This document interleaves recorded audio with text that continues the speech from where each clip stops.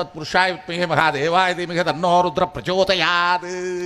சிவாய நம ஓம், சிவாய வசி ஓம், சிவ சிவ சிவ ஓம்.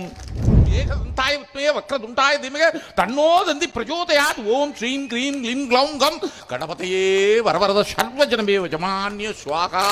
நான் சொன்னது எனக்கும் புரியாது உனக்கும். திமுக மீண்டும் மீண்டும் இந்துக்கள் விரோத கட்சின்னு நிரூபிச்சுக்கிட்டு இருக்காங்க.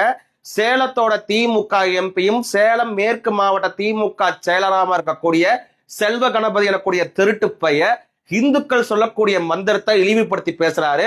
அது மட்டும் கிடையாது, இந்துக்கள் சொல்லக்கூடிய மந்திரத்துக்கு அர்த்தமே கிடையாதுன்ற மாதிரியான பொய்யான பரப்புரை பண்ணிக்கிட்டு இருக்கா இந்த செல்வ கணபதி. நீ இந்துக்களோட மந்திரத்தை பத்தி வேற எங்கேயும் போய் பேச வேண்டாம், உங்க கோபாலபுரம் போ.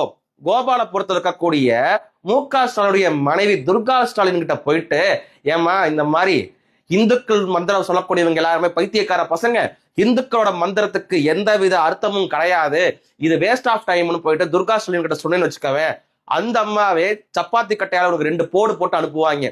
ஏன்னா உங்களுக்கு எதுக்கு தேவை இல்லாம இந்துக்களை பத்தி பேசணும்? வளர்ச்சி பத்தி உங்களுக்கு ஏதாச்சும் பேச தெரியுமா? பேச தெரியாது. இந்த செல்வ கணபதி யாருன்னா திமுக இருக்கக்கூடிய கொள்கை குன்று ஒண்ணும் கிடையாது. அண்ணா திமுக ஊழல் பண்ணிட்டு காப்பாத்திக்கிறதுக்காக திமுகவுக்கு போன பையன் எப்படி செந்தில் பாலாஜி ஊழல் பண்ணிட்டா திமுக ஓடி போனாரோ அதே மாதிரிதான் இந்த ஆளும் ஊழல் பண்ணிட்டு ஓடி போனான். இந்த ஆள் எதுல ஊழல் பண்ணா? பெரிய விஷயத்துல ஊழல் பண்ண கிடையாது. இவன் ஒரு புலந்தினின்னு ஏன் சொல்லுவன்னா, சுடுகாட்டுக்கு போடக்கூடிய மேற்கூரை இருக்குல்ல, அந்த சுடுகாட்டுக்கு போடக்கூடிய மேற்கூரையில ஊழல் பண்ணி சிபிஐ விசாரணை வச்சு 2 வருஷம் ஜெயில இருந்துட்டு வந்த உத்தம சிகாமணி தான் இந்த செல்வ கணபதி. அது மட்டும் தான் ஊழல் பண்ணாரா? கலர் டிவில முதற்கொண்டு ஊழல் பண்ணவன் தான் இந்த செல்வ கணபதி.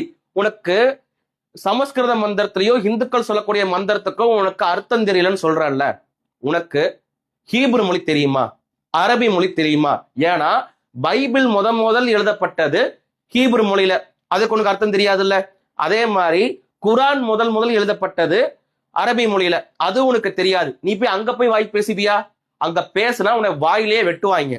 ஆனா இந்துக்கள் இழிச்ச வாயினால இந்துக்களை வரவும் போறவங்களும் அடிச்சுக்கிட்டு இருக்காங்க. இங்க இருக்கக்கூடிய மானங்கட்ட இந்துக்களும் இந்த கேடு கட்ட திமுகவுக்கு ஓட்டு போட்டுக்கிட்டு இருக்காங்க. 2026லயாச்சும் கொஞ்சம் யோசிச்சு ஓட்டு போடுங்க. ஓட்டுக்கு காசு கொடுத்தாலும் வாங்கி வச்சுக்கிட்டு பாஜக கூட்டணிக்கு ஓட்டு போடுங்க.